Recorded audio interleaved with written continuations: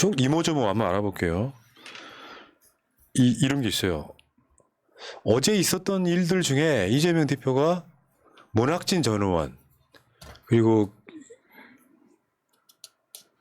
김근태 의원 부인이신 분이죠. 인재근 의원을 만났다. 네. 통화를 했다 이런 건데 여기 이제 언론들이 그거 악의적으로 왜 이재명 대표가 거기에 들어오느냐 거기에 개입하느냐 이거거든요. 말하자면 보도에 의하면 인재근 의원한테 불출마를 권고했다는 건데 그게 전화해서 권고한 게 아니라고 하더만 뭔 말이냐면 인재근 의원이 이재명 대표를 만나서 요청을 했다는 거예요. 네. 만나달라고. 네. 근데 문학진 전 의원은 다 아시겠지만 그 세표 문세표. 근데 요거 이제 언론이 이제 까발려지기 시작하니까 언론들이 이재명 대표를 이제 뭐 왜 거기에 개입하느냐 이런 건데 언론도 잘못 집었어요. 첫 번째 이재명 대표는 인재위원장입니다. 당대표 겸 인재위원장이에요. 네. 근데 당대표쯤 돼야 이거 정리를 할 수 있어요. 근데 예를 들면 이게 공천이 된 경선 후보들끼리 할 때 누굴 주저앉힌 게 아니잖아요. 그게 아니라 지금 예비 후보 상태인 상황에서 이거를 정리해 주는 건 당대표밖에 못합니다. 이명배 공관위원장이 그걸 어떻게 해? 아니, 거기다가 그 문학진 의원하고 이재명 대표는 굉장히 오래된 친분 관계가 있지 않습니까? 그러니까 문세표라는 별명을 붙여준 것도 이재명 대표잖아요. 그러니까 그 정도 되는 사람이 당 대표로서 공천 전체 그 공천판을 조율하기 위해서 전화하고 이야기하는 거 왜 못합니까? 그리고 인재근 의원 같은 경우도 지금 인재근 의원 지역구에 문제가 많다는 거는 민주당 당원이면 누구나 다 아는 거예요. 그리고 인재근 의원이 그러니까 김근태 의장의 부인이라는 그 명분을 가지고 너무 오랫동안 지금 정치를 붙잡고 있다. 사실 그 김근태 의장이 정치를 할 수 있었던 그 배경에 인재근 의원이 많은 역할을 한 것도 사실이지만 이제 그만 놓아줄 때가 되지 않았느냐 하는 그것도 사실 민주당 내에 팽배한 의견입니다. 그걸 인재근 의원이 알기 때문에 이 상황을 어떻게 정리하는 게 좋을지 당대표랑 상의하고 싶어서 만나서 의논을 했다. 그게 무슨 이상한 게 뭐가 있습니까, 그게? 거기에서 뭐 지금 그러면 당대표가 공천 개입했다고 지금 이야기를 하는 거예요? 그러면은 공천관리위원회가 있으니까 당대표는 아무것도 안 하고 그냥 손 놓고 네가 알아 다 해라 하고 그냥 뒤에 누워있으면 되는 겁니까? 진짜 이게 이재명 대표에 대해서 굉장히 오랫동안 끌고 오는 그 악의적인 프레임 있지 않습니까? 맞죠. 뒤에서 뭔가를 뭐 조정하고 이렇게 다 영향력을 미치고 있다는 이런 것들을 다시 끌어오려고 지금 발버둥을 치는 거예요. 그러니까 이게 있어. 어떤 후보가 이재명 대표한테 전화를 할 때 10번을 안 받더라. 안 받아도 문제. 당대표가 인재위원장 또는 이 총선을 총지휘하는 사람으로서 뭔가 역할을 해도 문제. 이재명이 하면 다 문제. 이렇게 몰고 가는 건 좀 웃기고요. 공천 조정 역할을 할 때 이재명 대표가 해야 될 역할이 있는 거예요. 이해찬 대표는 안 했을까요? 당시에 180석 우리가 그 대승할 때 똑같습니다. 당대표급이 해야 되는 이유가 있는 거예요. 만약에 이거를 일반 국회의원들이 이재명 대표 비서실장이 하면은 어떤 소리 들을까요? 그러니까 저는 이거 그냥 당대표가 이렇게 사실은 당대표가 할 필요 없는 거를 이재명 대표가 뭔가 그러니까 본인의 성정상 사람들한테 이렇게 이 이야기를 하는 게 더 나을 것 같아서 본인이 직접 하지 않았나 저는 그렇게 생각을 했었는데 이렇게 시작부터 말이 생길 것 같으면 그냥 ARS로 전화해라. 전화해서 궁금한 사람들은 합격입니다. 불합격입니다. 그냥 이렇게 하는 게 가장 깔끔한 거 아닙니까? 아니 누구는 그 지역위원장 앞에서 김경률 손들어주면서 이 사람이 이번 마포 우리 갈 겁니다라고 해도 이런 식으로 까지 못하는 언론이 왜 이재명이 전화한 건 가지고 깝니까? 맞죠. 찾아봤더니 문학진 의원이 물론 이재명 대표하고 그렇게 막역한 사이라고는 하지만 지금 페이스북에 쓴 글 보면은 이거는 이렇게 하시면 안 된다는 생각이 들어요. 본인이 언제 몇 시에 전화를 받아서 이렇게 했는데 이게 배후가 누구인 것 같다 이런 식으로까지 이야기를 하는 것은 당에 도움이 안 됩니다. 왜냐하면 이게 지금 공천관리위원회를 통해서 본인이 제출한 서류 그리고 지금 여론조사 적합도 조사 해가지고 나오는 거지 이재명이 내 마음에 드는 사람 안 드는 사람 해가지고 나오는 게 아니지 않습니까? 시스템에 의한 건데 그럼 사실 내가 그런 전화를 받았다고 한다면 내가 성적이 많이 안 나왔구나 해서 조용히 해야 될 일이에요. 사실은 만방에 알릴 일이 아니라고요. 그러니까 새술은 새부대라고 아까 보여드렸던 이재명 대표의 SNS가 그런 의미를 담고 있는 거예요. 그런 측면이 있고 하나 더 서울 중구 성동구 갑 중구 성동구 가면 원래 누 지역이었더라? 홍익표 지역이잖아요. 예. 그럼 민주당 공천 방침이 뭐예요? 현역 의원이 그 지역에 출마 안 하는 경우는 사고 지역구는 전략 공천이잖아요. 내가 전에 말씀드렸죠. 전략 공천 지역으로 일단 킵해두는 이유가 있다고. 선거판 전체를 짤 때 당이 쓸 수 있는 카드 남겨두는 거거든요. 예를 들어 전략 공천 지역에 그러니까 전략 공천을 하게 됐을 때 기존에 있던 조직들이 동의하지 않게끔 하려면 전략으로 꽂는 경우가 훨씬 많습니다. 전략 지역구야. 근데 전략 지역구에 내려가서 경선시켜달라고 떼쓰는 거랑 똑같은 거예요. 예. 그럼 안 되죠. 그러니까 지금 임종석 실장 하는 행동 진짜 비열합니다. 그러니까 임종석 실장이 전략 지역구 저 지역이 전략 지역구라는 거 모르고 신청했을까요? 나야 나 임종석이야. 그래, 맞아. 갑질하는 거거든요. 지금 임종석 실장이 이번에도 뭐 두 번째 메시지 내가지고 단결만이 뭐 답이다, 뭐 정답이다 이런 식으로 또 메시지를 냈던데 지금 민주당은 지지율 77.77%, 높게는 85%로 일시 단결돼 있어요. 혼자 들어와서 지금 갑자기 분란을 일으키는 게 당사자인데 그 분란을 일으키는 당사자가 단결하자고 이야기하면은 그 메시지가 먹힙니까? 진짜 이해할 수가 없습니다. 그러면은 임종석은 왜 그 정치 왜 은퇴하겠다고 이야기를 했는지, 그럼 왜 다시 복귀할 때는 왜 복귀하는지 정확하게 이야기를 해야 될 거 아니에요. 내가 정치를 이렇게 하겠다, 이 들어가서 윤석열 정부하고 이렇게 싸우겠다 이야기를 해야 될 거 아니에요. 이 윤석열에 대한 메시지는 하나도 없이 무조건 공천만 달라고 하는 거예요. 그러면 우리가 볼 때는 딱 하나밖에 안 보이는 거죠. 당에 들어가서 다시 이재명 괴롭히려고 하는 건가?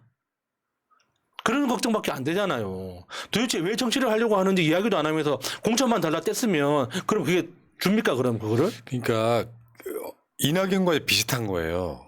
중요 자리에 있었던 사람들이 이낙연은 그 뭐 당대표까지 지낸 사람이 국무총리까지 지내고도 탈당해버리잖아요. 내가 다 먹어야 되는데 내 자리가 없다고 탈당해버리잖아요. 마찬가지로 전 정권에 있어서 중요한 자리에 있던 사람들이 이렇게 중요한 거죠. 저번에 말씀드렸죠. 노영민 비서실장. 현재 지역구 가면 지지율도 안 나옵니다. 그러면 이명박 위원장이 이제 이런 분들 몇 사람은 상징적으로 불출마 선언을 해달라고 했던 이유는 그게 혁신의 이미지거든요. 근데 요거를 어떤 식으로 써먹냐면 언론은 노무현 대통령 때 패족 같은 그렇게 써먹어버려요. 이재명 당대표의 지도부가 문재인 정부 사람들을 패족 만들려고 한다. 이 구조 속에 있는 거예요. 그러니까 눈치껏 그렇잖아요. 촛불로 만들어진 정권에서 노영민이나 임종석은 사실상 정치 생명 끝나가는 사람이에요. 지역에서 임종석 자체가 원래 은평에 있었잖아요. 지역에서 막 그 은평 맞나? 갑자기 헷갈리네. 성동갑이었나? 어쨌건 경선에 떨어진 사람이야 원래. 예. 쓰러져 가던 사람이야. 어느 지역이든 상관없이. 그걸 문재인 정부가 인공호흡 해준 거예요. 그래서 정치적인 위상이 다시 올라갔어요. 그래서 누렸어요. 대통령 비서실장이나 국무총리나 당대표를 누렸다고.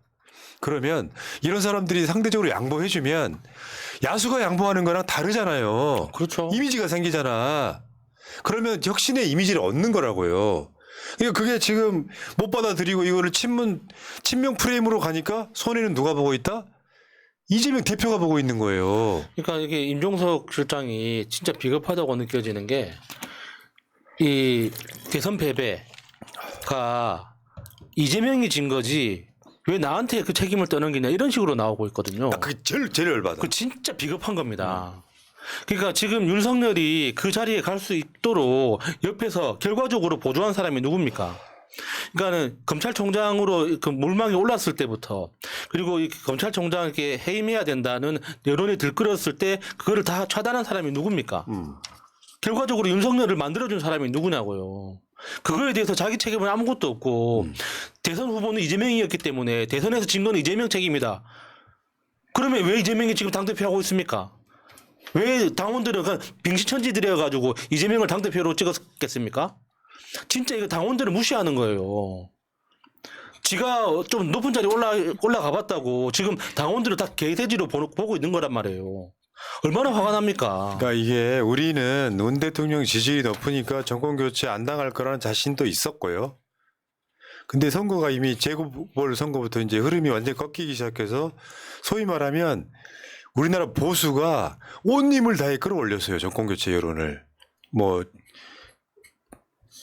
LH 사태네 뭐 이런 것부터 시작했고 집값 문제 이런 걸로 끌어올렸단 말이에요. 지지율은 높았지만 정권교체 당한 또 이례적인 사건이기도 하고 거기다가 이낙연 같은 사람들이 경선 사실상 불복하고 대장동 같은 걸 가져오고 하면서 너덜너덜해진 상황에서도 24만 표로 졌단 말이죠. 이것에 지금 대선 뭐 패배 책임론을 꺼내는 것 자체는 비열한 거고 누구나 일장일단이 있을 거고 이낙연이 즉각 뭐 승복하지 않고 며칠 있다 승복하면서 겨우겨우 선거운동하고 이 과정들이 다 포함되어 있는 거예요. 이런 상황에서 이재명 책임론 꺼내는 거는 민주당이 정치하면 안 됩니다. 지금까지는. 지금 그런 짓 하고 있으면 정치하면 안 된다고요. 문제는 땡깡 부린다는 게 문제지. 조상우 변호사가 이제 금천에서 이제 이 최기상하고 붙기는 너무 아까운 거예요. 그래서 전략 공천을 계속해서 타진해봤다는 여론조사가 떴다는 거잖아요. 조상우 변호사가 너 해요, 너. 난 여기 나갈 생각, 전략 공천 받을 생각 없다. 전략 공천 지역인데 왜 나를 공천해달라고 떼쓰느냐 이런 이야기 하는 거예요. 이따가 조상우 변호사는 몇 분이 나옵니다. 네, 지금 이게 도전자가 저렇게 배폭 있는 행동을 하는데도 불구하고 그동안 누릴 만큼 다 누리고 민주당의 혜택을 입을 만큼 입은 임종석 같은 사람은 왜 다시 욕심을 부리는지 보고 있으면은 진짜 추하다는 생각밖에 안 들어요. 노영민도 그렇고. 그러니까 친명 친문 그 지금 갈등을 분화 일부러 더 시키는 게 임종석이라고 생각이 듭니다. 모든 매체에 지금 다 나오고 페이스북에 글 쓰고 이러고 있는데 사실 윤영찬이 탈당을 하겠다고 할 때 가장 붙잡고 했던 게 임종석이나 고민정 이렇다고 지금 알려져 있는데 그 사람들은 총선 이후에 이재명 대표가 임기가 끝나면 그 다음에 우리가 다시 잡아볼 수 있지 않을까라고까지 생각한다는 거예요. 그러면 사실은 진짜 이재명을 지지하고 문재인 대통령까지 지지했던 사람들의 입장에서는 지금 반명의 선봉에 서 있는 이인영 지금 그리고 이제 윤석열 검찰총장과 부부동반으로 저녁 식사를 조국 장관 그 사태 때 부부동반으로 저녁을 먹었다는 노영민 그리고 임종석 지금 다 뭐 하고 있는 건지 진짜 비판 받아 마땅하다고 생각합니다. 네. 말이 안 나오네요 정말. 그러니까 문제는 이 모든 피해가 이재명 대표한테 간다는 거야. 이게 국민의힘의 경선 기간이기도 해서 지지율이 안 나오면 언론들은 민주당 내부 분란 때문에 지지율 하락 이렇게 가버린단 말이에요. 그러니까 모든 독박을 이재명 대표가 써야 되는 거예요. 맞아요. 그래서 우리도 조심스러운 거예요. 근데 이런 게 있어. 다시 한번 부탁드릴게요. 아까도 그 비슷한 이야기 했지만 진짜 이재명 대표를 위한다면 우리는 품어야 되는 거예요. 아까 어떤 새끼가 이재명 파리한다 그랬는데 내가 그 이야기를 하나 해줄게요. 내가 이재명 대표랑 통화한 이야기를 방송에서 해. 그러니까 예를 들면 한쪽의 어떤 그 포스트 기둥으로서 이재명 대표를 위하는 세력도 난 필요하다고 생각하는데 문제는 이것은 이재명 대표가 피해보는 구조일 수밖에 없는 거야. 맞아요. 방어를 해야 되기 때문에. 그래서 누군가를 품어야 되고 이재명 대표를 국민의힘 쪽 말고도 이 진영 내에서 이재명 대표를 적을 많이 만들게 하면 안 돼요. 문재인 대통령 지지했던 똥파리들이 나중에 그 똥파리들 때문에 문재인 대통령 싫어하는 사람 많았잖아요. 그렇게 되면 안 된다고. 입장이 다르다고. 난 조국 지지, 이재명 지지, 나는 문재인 지지 이렇게 하면 피해보는 건 결국 지금은 이재명이라고. 당대표이기 때문에 그런 거예요. 이 구조를 알고 계셔야 돼. 그런데 댓글창에 그거를 막 표현하는 사람들 있잖아요. 그 사람 중에 상당수는 갈라치기 세력이라는 거예요. 이렇게 되면 이재명 대표가 피해보는 구조라고. 그래서 유튜브 내에서 방송하시는 분들이 그거 조심하시라는 이야기 하는 거예요. 내가 언제 이재명 발의를 했어. 이재명 대표한테 진짜로 도움되는 게 뭔지를 가르쳐주고 있는 거지. 이재명하고 뭘 해도 방송에서 말을 하지 않습니다. 그리고 저희는 이제 이재명 대표 뭐 이렇게 단식하고 할 때마다 그 집회하고 할 때 홍보 정말 열심히 하고 했는데 아무리 이재명 민다고 해도 홍보 절대 안 하는 사람들도 있고 다 나름대로 열심히 하고 있고 그리고 지금 임종석이나 이런 것 때문에 다시 문제를 이야기하자면 친명 꽂는다는 이 뉴스로 도배를 시키고 싶은데 사실은 지금 도배가 돼야 되는 뉴스는 검찰을 꽂는다는 뉴스가 도배가 돼야 되는 거거든요. 근데 지금 엄하게 이 포커스가 자꾸 이상하게 꼽지도 않는 친명을 꼽는다고 나오고 있습니다. 지금 친명 중에서 검증위에서 탈락해서 올라오지 못한 사람들이 얼마나 많습니까? 이건 지금 포커스 이게 이슈의 전환을 시켜야 돼요. 예. 자, 그러니까 지금 상황은 좀 우리가 약간 방어적으로 갈 수밖에 없는 상황이긴 한데 이것도 어차피 시간 지나고 나면 다 묻혀요. 여러분 4년 전에 기억들 하세요? 몰빵부터 시작해가지고 복잡했잖아요. 우리가 이기면 끝나는 문제. 결국에는 하나 되는 문제일 수도 있고요. 그러니까 이 부분에 있어서 너로 날 서지 말고 날이 서 있으면 내가 방어적일 수밖에 없고 상대방한테 공격적일 수밖에 없잖아요. 그게 이재명 대표한테 도움 안 된다. 제일 나쁜 놈들이 뭐냐면은 이 진영 내에서 임종석이 나오면 당권 노린다. 조국이 나오면 대권 노린다. 이재명한테 잠재적인 적들이기 때문에 안 돼. 이거 선동하는 게 제일 수준 낮은 분석인 거예요. 다시 한 번 말씀드리지만 이재명 대표에 대해서는 대통령이 되기 전에는 안 끝나요. 그거. 이재명 대표가 대통령 일단 되고 난 나머지 문제라고요. 그러니까 그렇게 수직적으로 할 필요가 없는 거예요. 달리 말하면 민주당에 굉장히 유명한 정치인들 많아지는 게 이재명 대표한테 도움돼요. 다만 이번 공천 전체적으로 봤을 때는 윤석열을 쓰러뜨리는데 도움되는 개혁파들을 많이 집어넣자는 그 정도로 끝내자고요. 우리들 입장에서는. 자, 이 이야기는 여기까지 하시고 좀 읽어드릴까요? 우승민님, 긴 말 필요 없고 민주당 지역구 180석, 비례대표 25석만 해도 만족한다. 해도 만족한대요. 미니멈. 감사합니다. 205석이네요. 흑수저, 오랜만에 설날에 고향 내려가 친구 만나려고 연락하다가 충격적인 소식이 경제가 얼마나 어려운지 느끼고 올라왔네요. 친구가 치매 부모님 모시고 어렵게 사는데 이번 설에 연탄 피워놓고 자살하려다가 내 전화 받고 다시 살아야겠답니다. 어떡해. 가슴이 아파 죽겠네요. 마치 빨리 윤석열 탄핵해야 되겠습니다 하셨고요. 수수님, 저 오늘 좋아하는 분들께 초콜릿 드렸는데 권푸나 스프링초이 야스님께서 전해요. 발렌타인데이 수수 올림. 아이고 감사해요. 어머나, 오늘이 발렌타인데이였구나. 14일. 땡큐. 다음 주제 갑니다.